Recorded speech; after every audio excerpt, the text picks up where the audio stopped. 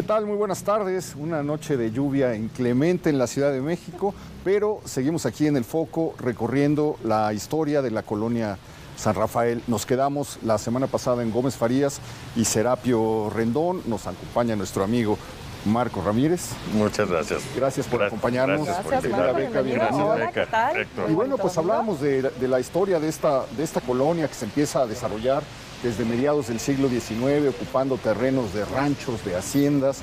Esta colonia donde existió el proyecto de hacer una colonia llamada de los arquitectos, que abarcaba solamente unas cuantas manzanas que se encuentran hoy en el corazón de lo que después se llamó la colonia San Rafael. Esa colonia de los arquitectos jamás prendió. Se habrán levantado algunas casas. Comentábamos que aquí estaba la casa de campo de Benito Juárez, donde cuando enferma su mujer Margarita Maza de Juárez la manda lejos de la ciudad a el sitio donde hay una escuela, una cuadra del Cine Ópera, donde Margarita convalece del cáncer que se la estaba devorando y termina sus días en 1871, una vida completamente dramática, perder cinco hijos, en el exilio, lejos del marido, comunicándose por cartas, mientras Juárez emprendía pues la epopeya que todos conocemos, y bueno, pues ella termina sus días a unas cuadras de este lugar. Nos detuvimos aquí porque había una carpa que nos protegía de la lluvia, querido Marco, pero porque queremos compartir con ustedes también la historia de un edificio pues que ha estado aquí desde por lo menos mediados del siglo XX. Fue la sede del periódico El Sol de México, y pues hoy los periódicos en general perdieron la relevancia que en algún momento tuvieron, pero en la historia de la cadena de los soles hay muchísimas cosas que contar, porque el fundador, el coronel García Balseca, un joven que se va a la revolución, nacido en Puebla, se enfrenta en muchos hechos de armas, lo reconocen como coronel, y luego se mete al negocio, prueba distintos negocios, pero se mete en un negocio que cambia la vida de los habitantes de México en el siglo XX, a principios del siglo XX, en las primeras décadas, porque se le ocurre hacer las primeras historietas. Hace una historieta famosísima que se llamó El Paquito, luego hace otra que se llama Pepín. Esta historieta, Paquito reproducía cómics de Estados Unidos, pero con el Pepín se le ocurre impulsarla con dibujantes mexicanos. Nace ahí la familia Burrón, los Supersabios. No creo que los Supersabios es de otra cadena, pero bueno, es esto que pone a leer a un país con altos niveles de analfabetismo, hace que se tiren 320,000 ejemplares del Pepín, y que durante muchos años, durante 20 años más o menos, esto aparece a principios de los 30, la gente se refiere a los cómics o a las historietas como los pepines. Ya vas a comprar pepines, que era como un sinónimo todavía en los 60, 70 de ir a perder el tiempo.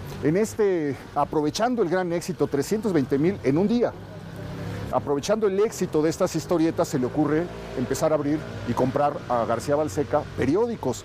Comienza a hacer la cadena de los soles, abre 30 y tantos periódicos que se llaman El Sol, que están en distintas ciudades, a veces repetidos en estados de la República Mexicana, y en esta esquina se establece El Sol de México. Es un personaje al que se le debe el Día de la Libertad de Expresión por las peores razones. Estaban endeudadísimos con Miguel Alemán. Le fueron a rogar varios dueños de periódicos que les perdonara la deuda por el papel de Pipsa, y él se las perdonó, y como agradecimiento le hicieron el 7 de junio un banquete donde todos pasaron a hablar para agradecer las bondades del presidente que impulsaba la libertad de expresión en México. Desde entonces quedó la tradición de esa relación perversa. Los soles van desapareciendo, pues García Balseca desaparece en los 70s, me parece, a finales de los años 60, principios de los 70s, y van pasando una serie de historias relacionadas con el periodismo. Pero otro de los grandes aportes de García Balseca es precisamente la creación del Esto, el primer periódico que mete, en lugar de textos con crónicas de eventos deportivos, mete fotos. Y parecía que iba a ser un fracaso, pues se vuelve el exitazo mayor. Es un periódico con el que también muchos crecimos. Sí, no, y ese color sepia no es reconocible, y dicen que es el periódico de deportes actualmente el más antiguo de Latinoamérica. que todavía se publica. Sí, lo saca, ¿qué? Habrá sido 52, Sí, más o menos. 50 y tantos, ¿no? Y también aquí se edita La Prensa, ese periódico que yo creo que ya va a cumplir más de 80 años. Es del 29, ya va para un siglo. Ya para un siglo, sí. El periódico que calla lo que otro, que dice lo que otros que empieza callan. como un periódico de casos de nota roja y que se va diversificando. En los años 20 y 30 es una delicia leer la prensa y la manera en la que comunicaban. Sí, y fíjate que creo que algo que también vale la pena decir es que La Prensa, siendo un periódico gráfico, también va a tener aportes a la historia cultural muy interesante, porque mientras que otros periódicos se enfocaban más en la palabra, aquí vamos a encontrar de pronto ilustradores interesantes, fotógrafos interesantes. Es decir, para la cultura visual mexicana, La Prensa va a tener aportaciones también. Los crucigramas y los horóscopos son inolvidables, ¿no? Uno tenía que, no podía salir a la calle si no te leías cómo te iba a ir ese día, y en el desayuno pues te echabas el crucigrama, que también creo que ya desapareció. También creo que vale la pena decir que va a tener un gran peso para la historia de las mujeres en el periodismo a través de la figura de Magdalena Mondragón. Fue la primera mujer en hacer reportes policíacos en La Prensa, y en 1935 se convirtió en la primera mujer en dirigir un periódico, porque llega a dirigir La Prensa, y eso creo que también es algo que es muy importante. Una gran historia. Vamos a encontrar muchas historias de mujeres en este recorrido, no todas tan exitosas como la señora Mondragón, sino que algunas fueron a parar a la cárcel y se volvieron figuras célebres de la nota roja estos periódicos. En las primeras décadas del siglo Las XX. que lo reportaron y las que la protagonizaron, ¿no? ¿Caminamos por acá? Vamos para acá, sí.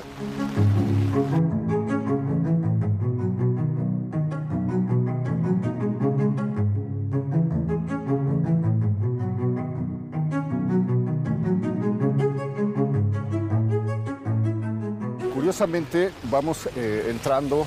Sí. La calle de atrás se llamaba Gómez Farías. Así es, ya aquí cambia. A partir de aquí se llama Guillermo Prieto. Curiosamente estamos a una cuadra del sitio donde murió Margarita Maza de Juárez, que le escribía cartas a Benito Juárez diciéndole, ya van varias que te hace Prieto, tú nada más porque eres muy menso lo perdonas, pero debes tener mucho cuidado con Guillermo Prieto. Y lo que es la vida, Guillermo Prieto le salva la vida en Guadalajara.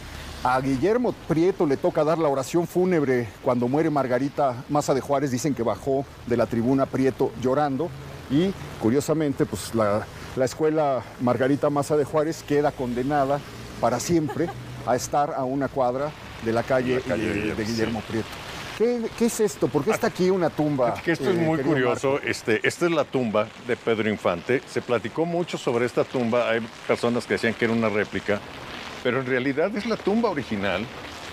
La familia la retiró, los herederos de Pedro Infante decían que le iban a dar... Estaba en el Panteón Jardín. En el Panteón Jardín la iban a remodelar y le iban a dar mantenimiento, pero finalmente la subastaron una casa de subastas muy famosa en México. Los hijos de Pedro Infante. Los herederos. No sé a quién le tocó exactamente, ahí hay algunos problemas con quiénes son los herederos.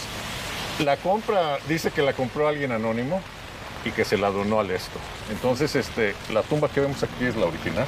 Bueno, estamos frente a algo que es hoy el Museo Ídolos del Esto. Sí. Nos tenemos prometido darnos una vuelta, hacer una cita para visitarlo, pero qué historia prodigiosa nos reserva la colonia San Rafael. Sí. El ídolo de México, por cierto, pasó muy cerca de aquí su cortejo, ¿no? Avanzó a lo largo de Reforma, etcétera. Viene a parar aquí esto que hemos visto en los documentales de Ismael Rodríguez sobre la vida y la muerte de Pedro Infante, y donde tantas personas fueron a llorar durante tantos años. ¿Cuánto tiempo llevará aquí esto? En el 2016 fue la subasta.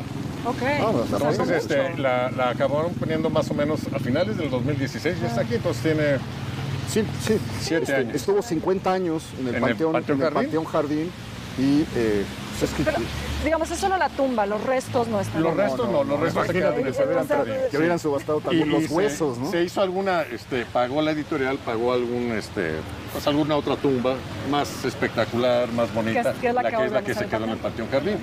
Pero sí, la auténtica está aquí. Entonces ya no hay que ir al Panteón Jardín. Ese día de abril de 1957, en el que muere Pedro Infante en el avionazo, es en la mañana. Dan la noticia por radio y lo cuenta Cristina Pacheco en una crónica bellísima, la manera en la que la gente empieza a abandonar sus negocios, a cerrar las cortinas, a salirse de las oficinas, pasmados porque no podían creer cómo el ídolo, ahí dice por ahí el ídolo de México, el ídolo de México había perdido la vida de esa manera tan abajo del busto, dice. Tan trágica, ¿verdad? Y cómo se empieza a hacer, lo hemos visto en ese documental que repiten siempre, esa valla a lo largo de Reforma por donde lo van a recibir al aeropuerto y lo van acompañando hasta el lugar donde va a ser velado y luego hacia donde va a ser enterrado. Y durante muchísimos años, cada que se cumplía ese día de abril en el que había muerto Pedro Infante, el Panteón Jardín se llenaba. Sí. Era una tradición de la Ciudad de México, tal como, no tanto como ir a la Basílica el 12 de diciembre, pero digamos que se podría equiparar en cuanto a la tradición que fue. Continuamos.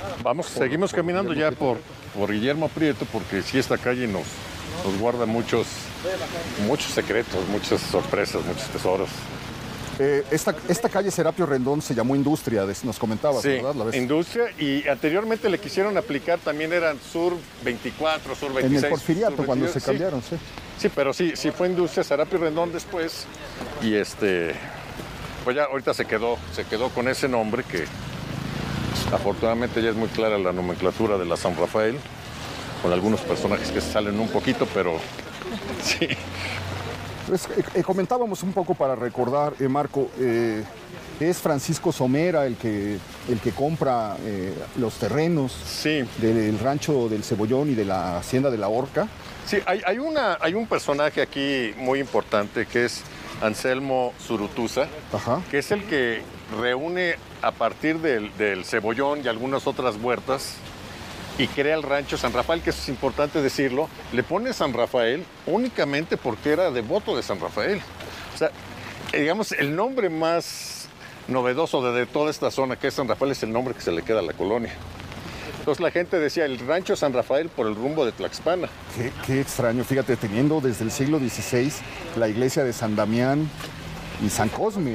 Bueno, y llamándose Ribera de San Cosme. Sí, claro. Y lo curioso de esto es, por ejemplo, la iglesia toma el nombre por San Cosme y San Damián.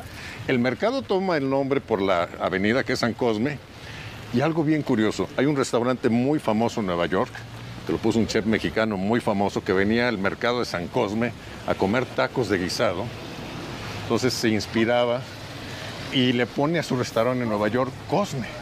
Entonces, la cadena de nombres inicia desde la ermita de allá de inicios del siglo XVI. En el siglo XVI. Y acaba en un restaurante en Nueva York. San Rafael y Nueva York, ciudades hermanas. Sí, podría ser. No, sí. y es curioso, también nos delimitó la vieja calzada de la Verónica. No recibe tampoco ese nombre. Claro. Y muy cerca de la garita y de la fuente de la Tlaxpana.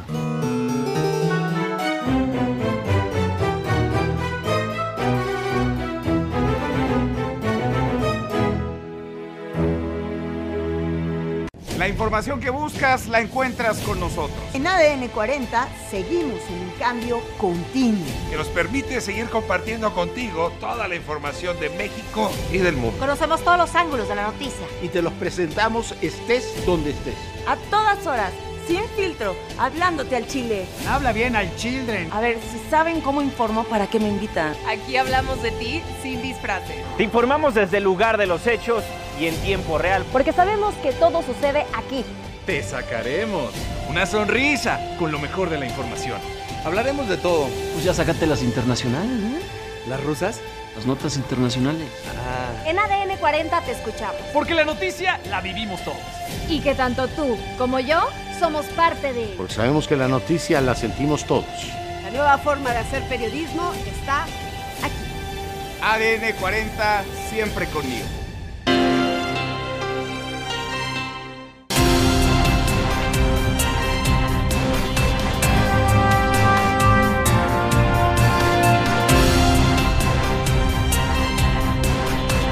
ADN 40, siempre conmigo. Información certera al momento. Contenidos hechos para ti. Periodismo veraz. ADN conmigo. Con Juan Pablo de Leo y Baitiare Mateos. Lunes a viernes a las 10 de la mañana. Por ADN 40. Siempre conmigo. Todo aquello que está siendo noticia en México y el mundo. Podrás conocerlo y discutirlo con nosotros a través de ADN40.mx. Caos vehicular en circuito interior por un tráiler.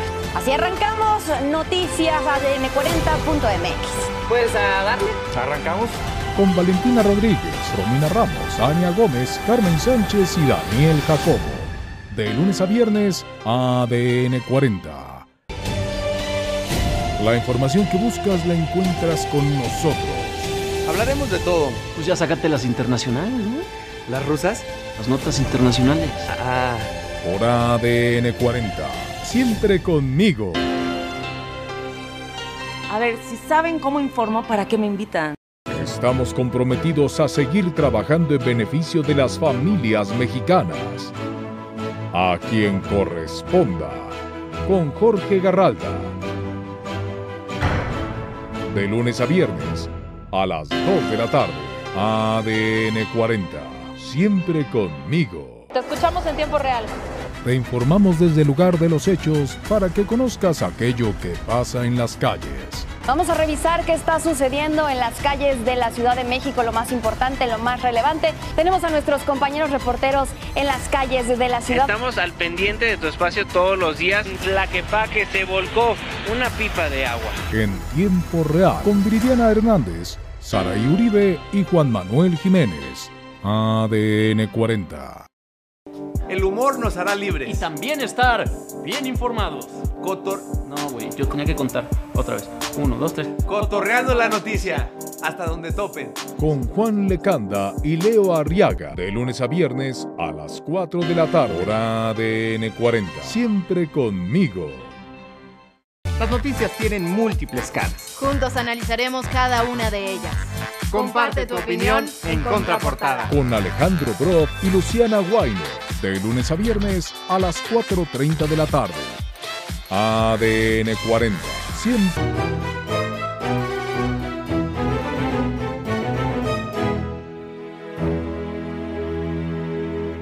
Otro dueño de aquí fueron la familia, la famosísimos Manuel Romero de Terreros. Él compra después el cebollón. Le dura muy poquito. Los terreros, ¿no? Sí, los terreros.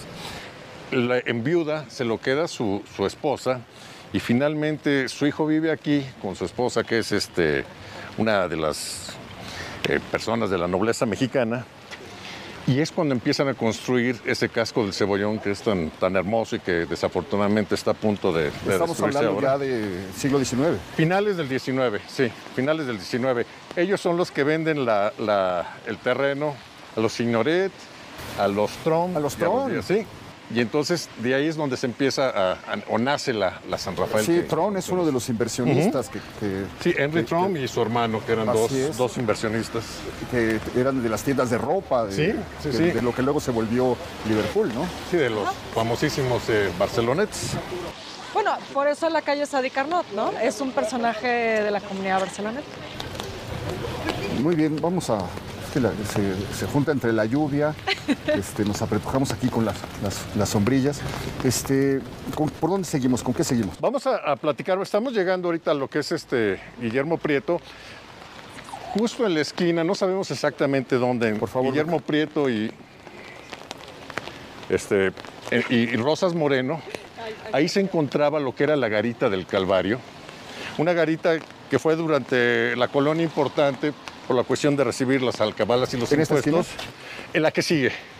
Ahí en la esquina que sigue pasaron muchas cosas. Rosas Moreno. Sí, en Rosas Moreno y Guillermo Prieto. Entonces, esta garita tuvo un papel no muy decisivo en la guerra del 47. Sabemos que después de lo que sucede en Chapultepec, se vienen hacia acá. Ahí se trata de armar cierta resistencia en la garita de San Cosme y en la garita, sí, y aquí en la garita del Calvario, pero bueno, no sirvió de nada. El ejército estadounidense pasa esa noche en el convento de San Cosme. Esto de la historia de la garita del Calvario, ¿no se sabe bien su ubicación? Sabemos que estaba en la esquina de Rosas Moreno y Guillermo Prieto, pero no exactamente en cuál de las cuatro esquinas. Ok. La historia de las garitas es completamente fascinante, porque está en el origen de la ciudad. Imagínense nada más que la primera idea fue que la Ciudad de México española, recién conquistada, iba a ser amurallada. Sí. El primer propósito fue tener una ciudad amurallada. Tendríamos una ciudad como Campeche, es decir, Eje Central, Izazaga, Avenida del Trabajo, estaría con murallas y fosos, que era lo que se pensó primero como una medida de protección. Eso nunca se logró. Lo que se logró, porque apenas para eso alcanzó, aunque sí se ha demostrado que se hicieron fosos en algunas partes para, digamos, separar la traza del exterior, lo que funcionó fue hacer garitas. Se hicieron 13 puertas de entrada a la ciudad, 13 garitas, donde además de tener una vigilancia, porque se cerraban a ciertas horas esas puertas, y había una guardia, que también me parece de novela, había una guardia que se dedicaba toda la noche a patrullar las 13 garitas de la Ciudad de México. Pero cumplieron otra función, que era, por ahí entraban los arrieros con las mercaderías. Las garitas eran el SAT de la Nueva España. Pasabas con tu carga, pagabas una alcabala, una contribución, unos impuestos, y te dejaban entrar. Dice que se hacían colas de burros y de mulas y de carretones que a veces duraban hasta días, en lo que se hacía el trámite burocrático de ver lo que llevaba, pesarlo, cobrarlo, etc. Y una de esas 13, quedan solamente 2. Queda la garita de San Lázaro y la garita de Pulque, la del Peralvillo. Podemos darnos ahí una idea de cómo eran estos edificios. Pero estuvo la garita de Belén, que sería ahorita Cuauhtémoc y Avenida Chapultepec, la garita de la Piedad, la garita de San Antonio Abad. Hubo muchísimas puertas de entrada de la ciudad, y pues de eso no queda absolutamente nada. Esta tiene una historia muy interesante. En 1853, durante la presidencia de Félix Zuluaga, el general Blanco se da cuenta que las fuerzas conservadoras están fuera de la Ciudad de México y dice, pues es el momento de tomar la ciudad. Entonces empiezan a llegar ejércitos desde el rumbo de Toluca, y entonces Félix Zuluaga dice, pues no tenemos casi a nadie aquí, vamos a hablarle a los cadetes del Colegio Militar para que defiendan a la ciudad y algunas guardias que podamos juntar. Entonces, los cadetes del Colegio Militar, otra vez, años después, aquí en la garita del Calvario, defienden la ciudad y evitan que entre los conservadores, el ejército conservador. No, el que iba a entrar en el general Blanco, que eran los de Juárez, sí, porque Zuluaga era el que estaba en la presidencia. Sí, claro. Sí. Y entonces detienen aquí, se les hace un homenaje, se les dan cargos, bueno. Curiosamente, en el homenaje no se recuerda lo del 47. Es algo que no entiendo por qué se omite siendo tan cercano. Pero aquí estuvo precisamente esa garita en alguna de estas 4 esquinas. Seguramente la garita se la destruyen, llega la picota en 1860 y entonces pues ahí acaba su existencia material. De hecho, la mayor parte de las garitas son destruidas hasta la década de 1890, es cuando se inicia la destrucción. Quedaron como edificios abandonados o se les dio otro uso, y pues lamentablemente se decidió, con esa falta de previsión que han tenido los gobernantes mexicanos, tirarlos, lo mismo que hicieron con el acueducto de San Cosme. Sería bellísimo tener ese acueducto hoy en lugar de el horrible camellón por donde están las rejillas esas por donde pasa el metro, ¿no? Sí, bueno, cualquier ciudad decente los hubiera conservado. Aquí vamos a ver lo que queda del casco del rancho del Cebollón. Unas ventanas todavía así tipo morisco y... Sí, que bueno, tiene esa característica, ¿no? Sí. Que todo era de un estilo completamente morisco. Como mudéjar es sí. Es que se alcanza a ver si caminamos un poquito. Pedacito, a ver si alcanzamos a alumbrar. Y aquí era donde... Pues están los paredones todavía conservados. Oye, Marco, y yo había entendido por ahí que se le llamaba el Cebollón precisamente porque en este estilo morisco las cúpulas tienen forma de cebolla, pero no sé qué tan cierto sea eso. Esa es una teoría, pero ya se le llamaba Cebollón, ¿no? Desde finales del 18, antes de que existiera esta construcción. Hay se le caracteriza a algunas personas como Cebollón, para hablarles de que son medio coquetos y demás, que se usaba todavía en el siglo XVIII. Entonces podría ser por ahí un cebollón. Exacto, sí, puede ser. Esa es una de las teorías que tenemos. Gran explicación, sí. Y aquí venía el hijo precisamente de los Romero de Terreros, con su esposa que era Mariana Schulz, Rincón Gallardo, y aquí pasaron pues los años solaces y disfrutando esta finca que en ese entonces pues, seguía siendo una finca campestre. Claro, Oye, pues vale mucho la pena pasar de día para ver eso. Es una lástima que no alcancemos a verlo, porque es bellísimo y es un refugio, un bastión del pasado en medio de una ciudad que cambió. De la vieja San Rafael, ¿no? Sí, ojalá de verdad que sería una maravilla que se pudiera recuperar. Ha habido algunos intentos, nos platican los vecinos que incluso personas de embajadas han tratado de venir y se ha tratado de hacer algo, pero porque hay problemas de testamento y cosas así que luego son muy difíciles. Lamentablemente es muchas veces el destino de estos inmuebles históricos es que terminan en estas condiciones porque terminan intestados en litigios. Pero pues con voluntad política se podría salvar todo, como ha pasado en todas las ciudades importantes del mundo. Es una desgracia ver cómo se va acabando, perdón. Seguimos caminando y nos vamos acercando a Rosas Moreno, que finalmente esta era la frontera de la colonia Arquitectos. Aquí acababa la colonia Arquitectos, hasta aquí llegaba el proyecto de... Que nos decías que eran 8 manzanas, ¿no? 8 manzanas, sí, nada más. Y como dice Héctor, pues no funcionó, hubo muchos huecos, algunas mansiones, eso sí, impresionantes, pero nada más. En ese entonces, aquí también hay 2 edificios que vale la pena mencionar. Uno es el Hospital Americano. Los estadounidenses llegaron después de la guerra, mucha gente a buscar fortuna, a trabajar, pero no todo les fue bien. A algunos les iba mal, algunos tenían problemas económicos, algunos se enfermaban. Entonces se crea la Beneficencia Americana. Entonces compran terrenos precisamente a Félix Díaz y hacen el Hospital Americano, donde cualquier estadounidense, nada más por el hecho de ser estadounidense, tenía derecho a recibir atención. También otro de los edificios, ya podríamos decir legendarios o míticos, que estaban en alguna de estas 4 esquinas, fue la Plaza de Toros de San Rafael. Esa es una historia. Yo no soy muy fanático. Aficionado a la fiesta. Yo menos, ¿qué les puedo decir? A la fiesta. Pero digo, no podemos negar que forma parte de la historia, de la historia de México, de la historia cultural. La primera corrida registrada ocurre en 1523 o 1524 y de hecho los primeros ídolos populares, los primeros ídolos que hay en México son precisamente toreros. Toreros, sí. Hay un español que se llama Bernardo Gaviño, pero el primer gran torero aclamado en México es un hombre que rompe los paradigmas del toreo, porque para empezar tiene bigotes. Imagínense, en lugar de salir con traje de luces, sale de charro y con bigotes y desata la pasión de esa afición que ya llevaba mucho tiempo. Las corridas de toro en la Nueva España eran un acontecimiento al que iba el virrey, donde hoy es la Suprema Corte. Ahí se hacían las plazas de toros para correr los toros, y frente a la presencia de todas las autoridades y frente a la presencia del pueblo que enloquecía con los toros. Esta figura es Ponciano Díaz, el torero bigotón, le decían. Sí. Me parece, había sido un caballerango de la hacienda de Atenco, era muy bueno para el caballo, era muy bueno para los toros, y se vuelve una figura que es precisamente dueño del toreo de Bucareli, de la plaza de Bucareli. Él compra esto y de repente unos empresarios deciden poner... Sí, es que hay que recordar que Juárez prohíbe las corridas de toros. Entonces en el 66, sí, cuando Porfirio Díaz las autoriza, entonces dice...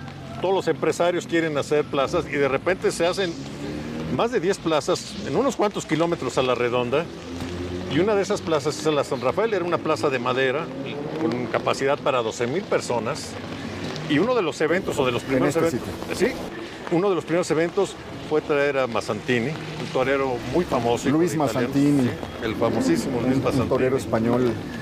Es una corrida que la vendieron carísimo, porque él toreó primero en La Habana, toreó en Puebla, se viene a la Ciudad de México. La mayoría de la gente ni siquiera pudo entrar. Los toros llegaron el mismo día y llegaron mal, nada más llegaron 3 de los 6. Se fueron al rastro, compraron toros que ni siquiera eran de lidia. No, ¿sabes qué decían los periódicos? Que en lugar de toros eran bueyes. Entonces, esa afición pues enloqueció, porque además había boletos carísimos para la época. Creo que un palco para no sé cuántas, 8 personas, costaba 100 pesos. Era una cosa de verdad delirante, un espectáculo carísimo, y llega precedido Mazzantini con esa fama que traía, y la corrida resulta un fracaso. Lo acompañaba uno que le decían tres dedos. Cuatro dedos. Cuatro dedos. Sí, sí. Ese también era mexicano. Y toreó con Tamagno en esa ocasión, pero sí, fue un fracaso. Regresaban al toro y ponían al mismo toro que habían regresado. La gente pues se arma la bronca del mundo. Y además había una cosa, que es los seguidores de Ponciano Díaz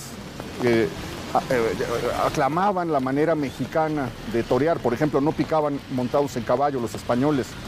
Esto lo hace Ponciano. Había un grito que decía, "Ora Ponciano", le gritaba la gente, y luego dicen que en las posadas, en lugar de decir "Ora pro nobis", decía la gente "Ora Ponciano". Y entonces se hace la rivalidad entre los españoles y los mexicanos. Mazzantini representa el arte del toreo español, Ponciano el mexicano, y esa corrida acaba destruyendo la plaza, ¿no? Sí, destruyeron la plaza, empezaron a aventar todo. La gente que estaba afuera, que era más que la que estaba dentro, se empieza a pelear porque ellos saben que pasa algo, no saben exactamente qué pasa. Se amotinan, hay gente con cuchilladas en Puente de Alvarado que ni siquiera sabían. Entonces, lo que hace Mazzantini, pues llega a la fuerza pública, como que lo cobija, y llega a la estación de tren que está aquí muy cerquita, cobijado por la fuerza pública, y se van vestidos de luces hacia Estados Unidos para no ser linchados aunque realmente no fue culpa de ellos. La estación de Colonia. Sí, exacto, la estación de Colonia. No sé si ya estaba, pero sí se van a una estación, cercana. Sí. No, ya estaba, seguro ya estaba. Sí. Pero bueno, se va a la estación de trenes y es donde dice Mazzantini la frase: "De México no me llevo ni el polvo", que se toma como con mucho desprecio. Sin embargo, regresa 10 años después, ¿sí? Y ya es aclamado, ya está por morir Ponciano. Bueno, cuando se hace el desastre de la Plaza de San Rafael, que la destroza la gente y se arma fuera de la ciudad una especie de saqueo de tiendas de españoles, queman, apedrean, encuentran españoles y les pegan, etcétera. Cuando pasa todo eso, la gente, como ha sido siempre en México, dice: "No, esto lo pagó Ponciano". Sí. Esto lo pagó Ponciano y les pagó para que vinieran a hacer esto y le arruinaran a Mazzantini su espectáculo. Pues eso pasó hace 140 años. Hacemos una pequeña pausa, no se vaya, seguimos caminando por la colonia San Rafael.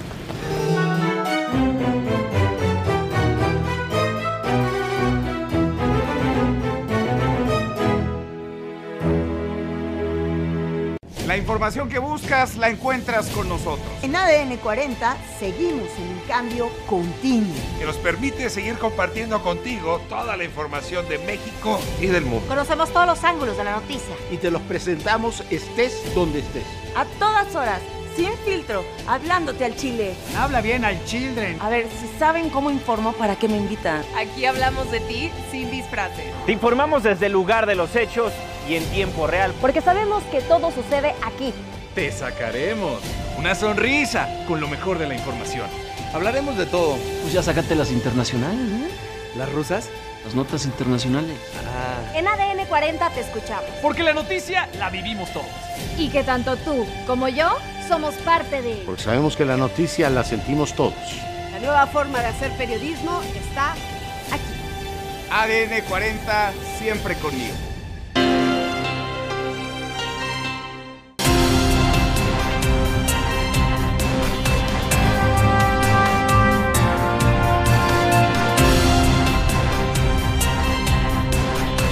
ADN 40, siempre conmigo. Información certera al momento. Contenidos hechos para ti. Periodismo veraz. ADN conmigo. Con Juan Pablo de Leo y Baitiare Mateos. Lunes a viernes a las 10 de la mañana. Por ADN 40. Siempre conmigo. Todo aquello que está siendo noticia en México y el mundo. Podrás conocerlo y discutirlo con nosotros a través de ADN40.mx. Caos vehicular en circuito interior por un tráiler. Así arrancamos noticias ADN40.mx. Pues a darle. ¿Arrancamos? Con Valentina Rodríguez, Romina Ramos, Ania Gómez, Carmen Sánchez y Daniel Jacobo. De lunes a viernes, ADN 40. La información que buscas la encuentras con nosotros. Hablaremos de todo. Pues ya sácate las internacionales, ¿no? ¿Las rusas? Las notas internacionales. Por ADN 40. Siempre conmigo. A ver, si saben cómo informo, ¿para qué me invitan? Estamos comprometidos a seguir trabajando en beneficio de las familias mexicanas. A quien corresponda, con Jorge Garralda. De lunes a viernes, a las 2 de la tarde. ADN 40, siempre conmigo. Te escuchamos en tiempo real. Te informamos desde el lugar de los hechos para que conozcas aquello que pasa en las calles. Vamos a revisar qué está sucediendo en las calles de la Ciudad de México, lo más importante, lo más relevante. Tenemos a nuestros compañeros reporteros en las calles de la ciudad. Estamos al pendiente de tu espacio todos los días. Tlaquepaque se volcó, una pipa de agua. En tiempo real, con Viridiana Hernández, Saraí Uribe y Juan Manuel Jiménez. ADN 40. El humor nos hará libres. Y también estar bien informados. No, güey, yo tenía que contar otra vez. 1, 2, 3. Cotorreando la noticia, hasta donde topen. Con Juan Lecanda y Leo Arriaga, de lunes a viernes a las 4 de la tarde. Por ADN 40, siempre conmigo. Las noticias tienen múltiples caras. Juntos analizaremos cada una de ellas. Comparte tu opinión en Contraportada. Con Alejandro Broff y Luciana Weiner, de lunes a viernes a las 4:30 de la tarde. ADN 40, siempre conmigo. Informar no es un juego, pero jugar con la información no es un crimen. El juego del acertijo.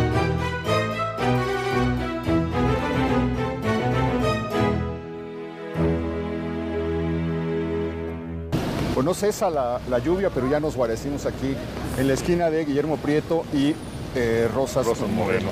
Marco, me llama mucho la atención esto que tenemos a la espalda. Es una imagen bellísima de una cúpula iluminada de una antigua iglesia. Sí, hay 4 iglesias o 4 templos católicos en la San Rafael.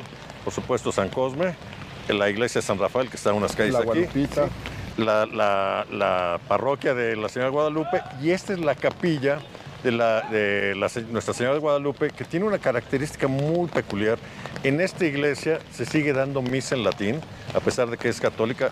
A partir del Congreso Vaticano 66, 60. Sí, se cambia, pero aquí mantienen esa, creo que 2 o 3 templos en la Ciudad de México siguen dándola, y todos los días a las 7 de la noche dan esa misa en latín, absolutamente todo en latín. La gente viene, las mujeres con su velo, una cosa curiosa. ¿De qué época es? No es muy antigua, tendrá unos 80 años, o quizás menos, Sí, no es muy antigua, quizás 50 años. Sí. Muy bien, y estamos, en la calle donde aparecen 2 personajes, 2 autoviudas de los años 20. Es curioso que en la misma calle haya, no sé si es curioso, a lo mejor no tiene nada de coincidencia, pero el hecho de que en la misma calle haya ocurrido 2 asesinatos que ocuparon primeras planas en los diarios, porque en los 2 casos eran mujeres maltratadas, mujeres engañadas, mujeres violentadas, que captaron de inmediato la simpatía popular. Una de ellas se llama Nidia Camargo. Nidia Camargo. Hay un libro de Alicia Speckman que vale muchísimo. Elisa Speckman, perdón. Vale muchísimo la pena. Es un libro pequeñito que editó el Colegio de México, y tiene una investigación completísima, pero además da una interpretación de lo que están contando los periódicos, y aparece la historia de Nidia. Sí, también hay una película que se basa en este hecho de Yo maté a un hombre, 1964, que retoma esta historia tan complicada, ¿no?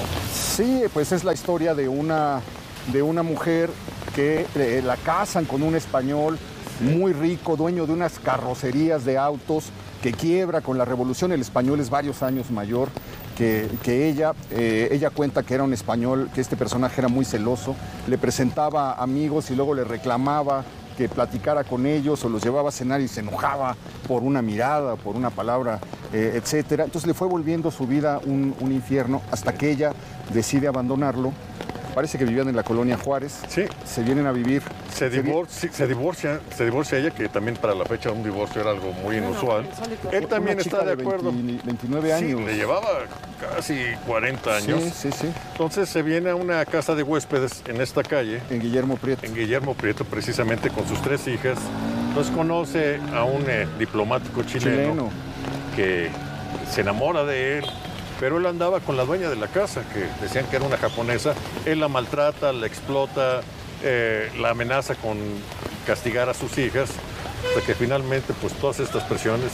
No, él primero enamora a la dueña de la pensión, de la casa de huéspedes, luego la despoja de la casa de huéspedes, corre a la dueña y en ese trámite ella está como inquilina, la empieza a cortejar, pues ella cae, se enamora de este personaje y entra a una segunda fase, que es, la pone a trabajar para él, dicen que inventan unos productos que vienen de Japón. Sí. Porque ella tenía algunos estudios o alguna cosa, ella sabía hacer... Su esposo le enseñó a hacer unas preparaciones. Entonces inventan que hay una clínica ahí donde hay un doctor japonés que cura y que tiene unos productos muy milagrosos y los comienzan a anunciar y comienzan a tener cierto éxito. El doctor, nadie lo ha visto, el doctor no existe, pero la gente va a preguntar por el doctor y ella en el sótano de la casa de huéspedes prepara las pociones que supuestamente vienen del oriente. Y en medio de eso que ella hace, porque él la amenaza con quitarle a las hijas, la obliga a que lo haga, etcétera, ella dice, pues también me voy de este lugar. Él ya andaba, me llama mucho la atención una declaración de ella que dice que mientras ella trabajaba toda la noche preparando las pociones, se iba de juerga y andaba en los mejores lugares de México, 1926 me parece que pasa esto.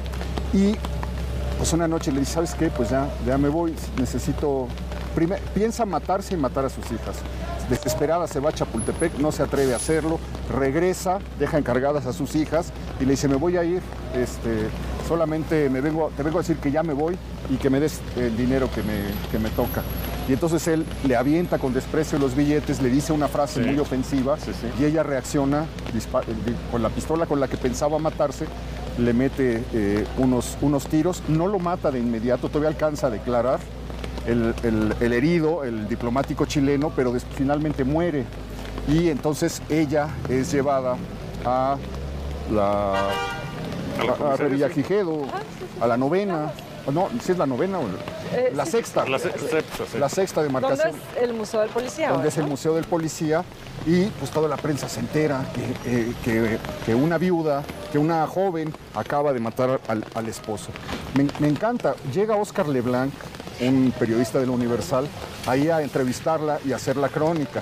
Llega José Pérez Moreno, que es el amo de la nota roja en la década de los 20, a entrevistarla y a hacer la crónica. Y entonces, Demetrio Bolaños me parece que era Oscar Leblanc. Sí, Oscar Leblanc es su seudónimo, pero Demetrio Bolaños era el periodista. Pues llega la plana mayor de la nota roja de los años 20, y entonces la ven, le toman fotos, una mujer joven, muy bella, con un rostro muy trágico, muy compungido, etcétera, y se empieza este proceso de fascinación y de enamoramiento en el cual la sociedad se vuelve un poquito como que pasó en el juicio de Johnny Depp. Sí. La sociedad sanciona y se pone del lado de ella, y en lugar de decir lo mató, no, fue la víctima. Entonces se inicia un proceso donde diario se van dando los avances de las noticias, ¿no? Como María Teresa Landa, ¿no? O sea, un poco la misma situación. Y tuvo la ventaja de tener a uno de los mejores abogados, querido Moreno. Que en ese tiempo, recordemos que todavía los juicios eran abiertos, eran orales, entonces pesaba mucho la manera de platicar. Querido Moreno, la oratoria. Querido Moreno venía arrastrando una muy mala fama porque era uno de los 4 defensores de Victoriano Huerta en el Congreso, lo que llamaban el cuadrilátero, con Nemesio García Naranjo, etcétera. José María Lozano, y me falta y Olaguibel, no el arquitecto, sino y entonces tenía muy mala fama, pero todos decían que era un abogado formidable, conocía todas las leyes, dormía a todo mundo, hablaba como los dioses, era un hombre muy feo, pero cuando empezaba a hablar se transfiguraba y entonces hechizaba a todo mundo. Y es su abogado defensor y logra que la declaren inocente y que salga absuelta. Y juega mucho la carta de que era chileno y apela al nacionalismo. Que en ese entonces era algo muy fuerte. Fíjate, estamos en el mismo lugar del pleito, toreros españoles, toreros mexicanos, y vuelve a aparecer el nacionalismo. Y el segundo caso, ya lo señalaba Beca, es el de María Teresa Landa, que es una joven no vivía aquí, ella vivía en la calle de Correo Mayor cuando ocurre la tragedia, sí. Pero los últimos años de su vida, cuando sale de la cárcel, se va a vivir primero a la zona de Portales. Sí, pasamos por su casa, ¿te acuerdas alguna vez? Claro, sí, sí, sí. Pero muchos años después, ya como maestra, rehabilitada, ahorita nos cuentas un poco su historia, Beca, llega a vivir a un edificio de departamentos pegado a la Polar. Sí, Guillermo Prieto, número 120. Frente a la Polar. Frente a la Polar, 120, número J, el departamento J. Eso es lo que dice el acta de defunción, que es curioso porque dicen infarto al miocardio y problemas en las coronarias y decían murió del corazón. Es muy curioso. Es tremendo. ¿Por qué no nos cuentas el caso de María Teresa? Sí, claro. Bueno, es de estos casos, como dices, de las autoviudas, también de estas que cautivan mucho a la sociedad, pero sobre todo porque ella representaba como esta mujer moderna, ¿no? Ella era una joven que estudiaba odontología, era una joven universitaria en una época en la que las mujeres comenzaban a iniciar sus estudios también, digamos, ya propiamente dichos en las universidades, y pues se vuelve Miss México, ingresa a este concurso de belleza. En 1928, ¿no? el concurso que organiza Excelsior, y ella arrasa, porque realmente era muy atractiva. Era muy atractiva, era muy inteligente y era muy carismática, ¿no? Entonces combinaba estas tres cosas que eran características muy importantes para ganar un concurso de esa forma, pero pues termina enamorándose de un general. En un velorio. En un velorio, sí, que ya desde ahí pues es mal augurio, yo pensaría, pero bueno, termina enamorándose de él. Viven en la casa de los padres de ella, ¿no? En Correo Mayor, en el centro histórico. Y bueno, una de las versiones es que ella se entera que su esposo es bígamo a través de un periódico. No la dejaba leer los periódicos. Exacto. Me encantó siempre esa frase que aparece publicada, me parece, en Excelsior, que él le decía, ya no leas periódicos, ya bastante réclame te hicieron con lo del concurso.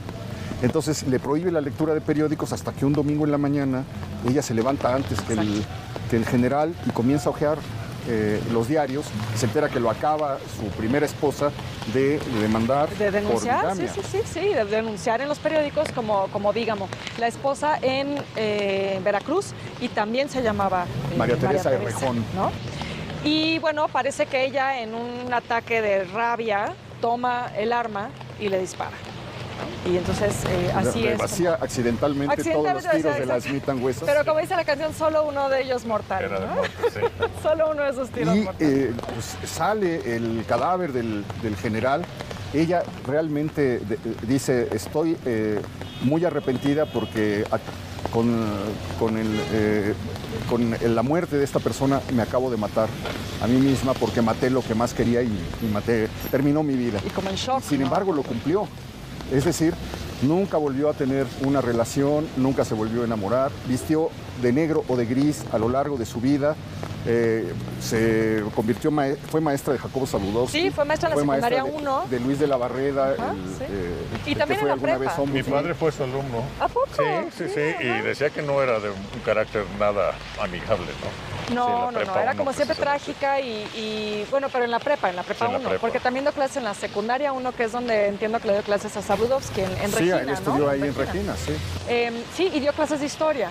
Sí, daba clases de historia. Que algunas veces le ponían en el pizarrón la viuda negra y ella lo miraba y con mucha tristeza lo borraba y bajaba la vista. Y vivió atormentada por lo que había hecho sobrevivió al general Moisés Vidal durante más de 63 años.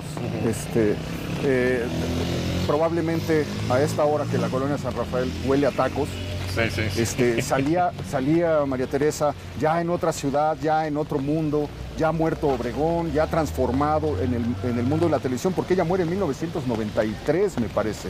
Es decir, le toca vivir toda la transformación de México. 20, ¿no? Probablemente salía a hacer sus compras a la tienda, pasaba por esta esquina cuando iba al PAN, a todos los negocios que le daban vida nocturna a la colonia de San Rafael, hasta que muere de esta enfermedad a una edad muy, muy avanzada. Y yo recuerdo perfectamente, todavía existía 24 horas. Jacobo Saludowski da la noticia, muy conmovido, y cuenta la historia de cómo la conoció, y ella daba clases de historia universal. Pues es uno de los personajes, uno de los muchos personajes que han habitado la colonia San Rafael. Hay otra persona también que vivió en esta calle que es un personaje muy importante para el pan y para la cerveza. Es Braulio Iriarte, un inmigrante español. Empezó a trabajar en una panadería, acabó teniendo cientos de panaderías. Puso un negocio, una panadería aquí que se llamaba La Primavera. Y entonces emplea a Pablo Díez Fernández. Primero fue su empleado. Descubrieron la manera, manejaban las harinas, manejaban la levadura. Había una fábrica de levaduras Leviatán. Y entonces se meten en Tlatelolco, ¿no? Sí, se meten al negocio de la cerveza y fundan una cervecería que se llama Cervecería Modelo. Ni más ni menos. Nace esa idea. Finalmente Pablo Díez pues acaba comprando la parte a esta persona, pero eran de un pueblo pequeño que se llamaba Elizondo, que también nos remite a las panaderías, a la panadería Ideal, las harinas, molinos. Entonces es increíble pensar que probablemente la idea de una cervecería, de una cerveza y de esos nombres se pudo haber gestado en estas calles hace muchos años. Esta colonia siempre tuvo algo particular. Estaba aislada por una serie de circunstancias. Como comentábamos, a lo largo de la ribera de San Cosme corrían los 1000 arcos del acueducto que venía desde Chapultepec, por lo que hoy es el circuito interior, daba vuelta en la Capilla Británica y llegaba a espaldas de Bellas Artes y era el acueducto que traía el agua potable a los habitantes de la ciudad, porque había otro acueducto que corría por Avenida Chapultepec que llevaba lo que llamaban el agua gorda, que servía más bien para limpiar, para la limpieza, etcétera, pero que no se podía tomar. Entonces, imaginemos esa colonia San Rafael, el acueducto corriendo del lado de San Cosme, el río Consulado corriendo del lado del circuito interior, con todavía muchísimas huertas y con muchísima vegetación. La avenida Insurgentes, que la enmarca, no existía, era una calle muy pequeña que se llamaba Ramón Guzmán, en honor a un compadre de Porfirio Díaz que tuvo concesiones ferrocarrileras para empezar a traer el ferrocarril a México y desarrollar las vías férreas. Y en la parte de atrás, lo que hoy es Sullivan, la estación de Colonia, a la que hacías referencia hace unos momentos. Ahora que lo pienso, debe haber sido muy molesto vivir junto a la terminal de los ferrocarriles y escuchar los silbatazos todo el tiempo. En la noche, en la madrugada, los trenes entrando y saliendo. Pero esta colonia está pegada con las grandes llegadas, las grandes recepciones que han ocurrido en la Ciudad de México. Madero triunfante llega a la estación de Colonia, Zapata llega a la estación de Colonia. De hecho, Zapata se adelanta a Madero y hace su guardia personal para acompañarlo en el desfile. Y durante las décadas que vive la estación de Colonia del siglo XX, todos los personajes relevantes que llegaban a la Ciudad de México llegaban por este lugar. De hecho, por eso a los lados de la estación de Colonia se desarrollaron tantos hoteles y por eso, precisamente por esas mismas zonas, se desarrolló la tradición de la prostitución callejera, porque había muchos viajeros, muchos extranjeros, muchos hotelitos, gente que venía a hacer negocios, etcétera, y eso le va dando un carácter a cada parte de la colonia. Luego la colonia se halla partida por Serapio Rendón, donde está el templo de San Cosme, que forma como un eje, ¿no? Que atraviesa transversalmente la colonia y en donde se levantan el cine ópera, donde se levantan los teatros, el teatro Virginia Fábregas estaba en ese lugar. Y luego pues una zona de lugares tradicionales, había unos tacos muy famosos junto al Cine Lux, se me olvidaba mencionar el Cine Lux. El Cine San Rafael, que también estaba por aquí. Ya también desapareció hace muchos años, pero sí fue una de cines, la marisquería, esta Boca del Río también. Claro, sobre la ribera de San Cosme, que ya es un cadáver. Sí. De sí mismo, ¿no? Sí, es un viaje al pasado, ¿no? Ni siquiera ya es esto. Pero bueno, parece que estamos llegando al final de nuestro recorrido. Marco, ¿no sabes cómo he disfrutado esta caminata pese a la lluvia? Sí, no, hombre, al contrario. Ojalá podamos seguir, ¿te parece? Que nos veamos en 8 días, más o menos a las horas nocturnas. Perfecto. Para seguir caminando. Estamos llegando a la mitad apenas de la colonia San Rafael. Nos falta ver y platicar muchísimas cosas. Otras ya las pasaremos por alto porque en otros recorridos hemos pasado por el cine ópera, hemos contado otras historias, pero quedan muchas cosas todavía que contar. Entonces, ¿quedamos? Perfecto. Sí, muy bien. Oye, pues te agradezco mucho. Contrario. Muchas gracias, Beca, Marco. muchas gracias. Un gusto. Muchas gracias, Beca. Gracias, Héctor. Le agradezco muchísimo que nos haya acompañado. La lluvia nos nos hizo caminar menos que otras veces porque pues la cámara se va mojando y cuesta trabajo. Estuvimos un poco más estáticos, pero espero que el poder de los relatos que encierra la colonia San Rafael lo hayan entretenido, lo hayan interesado, lo hayan hecho amar un poquito más esta colonia y lo hayan hecho amar un poquito más esta ciudad. Sígasela pasando bien y nos vemos la próxima semana, ya lo sabe usted, aquí en el